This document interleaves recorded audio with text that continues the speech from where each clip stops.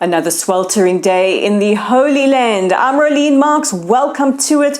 This is the Israel Brief, brought to you by Lay of the Land, where we take a look at those top stories making headlines every Monday to Thursday. We bring it to you hot off the press and onto this very platform. So let's take a look at those top stories and heating up our protests taking place across the country. Now, just a short while ago, it was announced that Prime Minister Benjamin Netanyahu is in consultations to moderate the language used around the coalition's proposal of limiting the government's use of application of the reasonableness law. Now, this is one of the clauses. There are 60 clauses in the judicial overhauls that are causing a lot of consternation and division in the country. Basically put, the reasonableness law applies a standard of reasonability to any decision, and this is based on British law. Now, the coalition in its current iteration want to limit the judicial authority that the Supreme Court has on the application of the standard. Sounds complicated? Well, it is, and it's one of 60 clauses that are up for a deliberation and up for possible promotion. So let's take a look at this. The protests that are widespread across the country. Starting off early this morning, protesters took to the streets of Lod, Haifa, Tel Aviv, Ra'anana, and all across the country in another day of what some are calling a day of disruption and others are calling a day of resilience. Israel police have said at least 19 protesters have been arrested, and we know of at least 2 protesters that have been hit by cars. One of them, according to Israel police, was accidental. The other one was deliberate, and the motorist has been taken for questioning. Meanwhile, protesters gathered outside the Tel Aviv Stock Exchange, outside the Rabbinut in Jerusalem, and outside the Histadrut, which is the labor headquarters in Israel, and are pushing for the possibility of a strike. The labor union's stance at the moment is to go to negotiations, but are watching events as they pan out. A short while ago, business leaders said they will be setting up a tent in Jerusalem on Thursday to protest the judicial overhauls.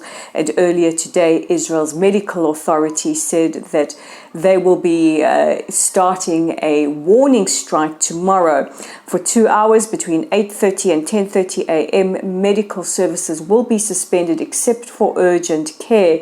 They say this is their protest of the judicial overhauls. They have expressed their concerns about the future of how medicine will be practiced in Israel. So we will keep you up to date as protests carry on throughout the days and the weeks. There are expected to be more protests tonight in Democracy Square in Tel Aviv, formerly known as Kaplan Street, here in Modi'in, where I am, and in cities across the country. President Herzog has arrived in the United States. This is ahead of his meeting with President Biden, Vice President Kamala Harris, former Speaker of the House Nancy Pelosi, current Speaker of the House Kevin McCarthy, Jewish leaders, Antonio Guterres, Secretary General of the United Nations, and more for what will be a very, very busy visit.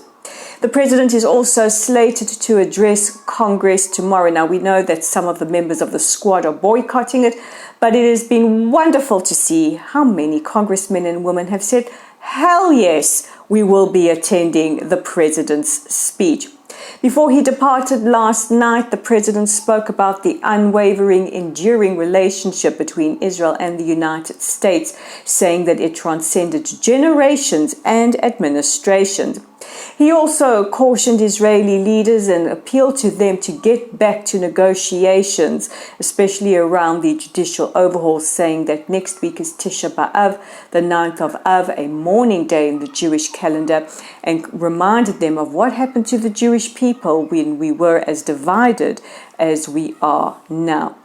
Now, just before the president departed, President Biden phoned Prime Minister Bibi Netanyahu and spoke to him.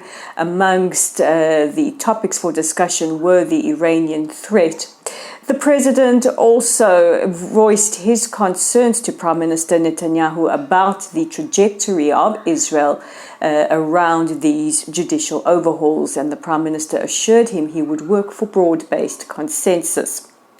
President Biden also invited Prime Minister Netanyahu to meet him in the United States in the near future. Now, ties between Israel and our Abrahamic brothers and sisters Morocco have significantly warmed up, and yesterday 3 huge events happened. First of all, the King of Morocco stated in a press release that he had received a letter from Prime Minister Netanyahu recognizing Morocco's sovereignty over disputed Western Sahara. This is a very, very significant moment for Morocco. Earlier yesterday, the IDF Chief of Staff Herzog had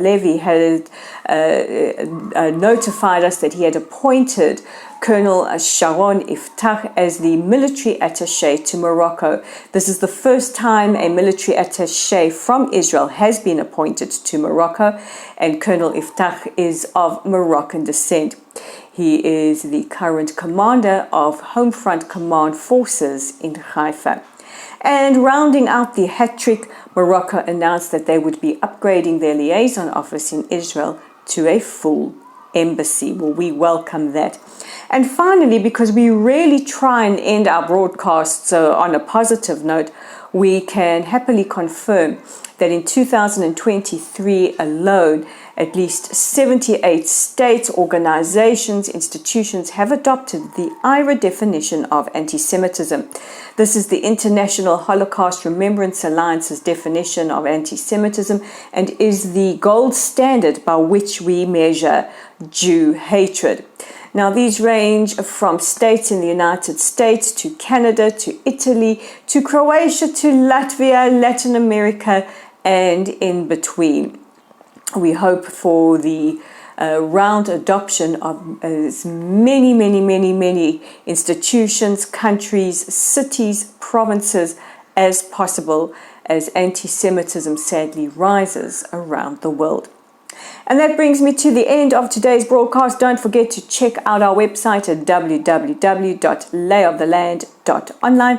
We have an article up there written by Mr. Whitkin, who's written for us before. It's all about a hunt. I'm not going to tell you anymore. You can check it out for yourself. It will be featured on our Facebook page a little later today. If you haven't already liked us, followed us, and shared our content, you can find us at Lotlsite, at LOTLSITE. Please give us a like, a follow, a share. Our YouTube channel is growing. Thank you to our new members, and you can find us on YouTube at The Israel Brief. Hit that red subscribe button, and of course, join us on Twitter at Lay of the Land 5. I'm Rolene Marks. This is The Israel Brief, and join me again tomorrow for your top stories.